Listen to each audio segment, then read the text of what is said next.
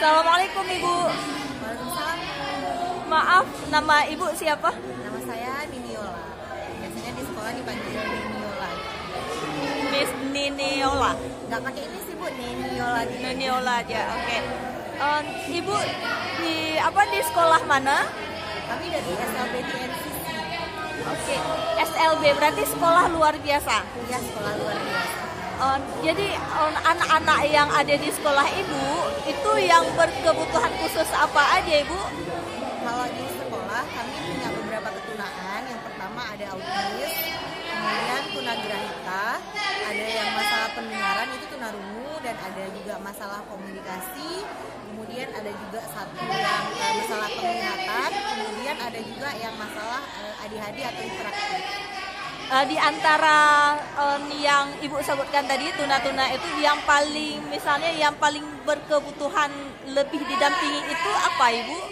Sebetulnya semuanya punya kebutuhan khusus yang memang kita butuh kasih penanganan atau layanan khusus ke mereka tergantung di levelnya masing-masing.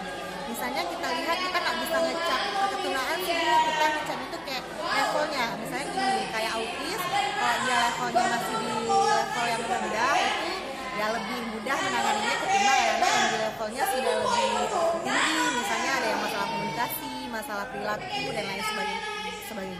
Itu juga dengan ketunaan yang lain kayak tunarungu kan ada yang pakai alat, jadi lebih mudah dibimbing ketimbang yang tidak pakai alat harus dengan bahasa isyarat. Yang paling terkesan Ibu selama Ibu menjabat di sekolah SLB itu sebagai wakil kurikulum? Kalau saya dulu sih Bu, bukan langsung di kurikulum, saya dulu pernah ngajar di terapi. Jadi saya ngajar kita di SLB itu punya kelas terapi, jadi nanganin anak-anak yang masih kecil.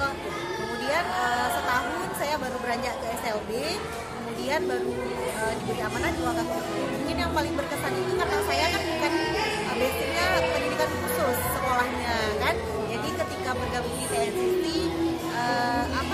seperti ya terharu, harus banyak belajar dan juga dapat pelajaran banyak kayak gitu, karena kan berhadapan dengan anak berkebutuhan khusus tuh nggak pernah sebelumnya. Nah, ketika langsung ngajar, dikasih amanah untuk ngajar mereka tuh kayak sesuatu yang buat saya luar biasa dan lebih bersyukur aja sih Bu.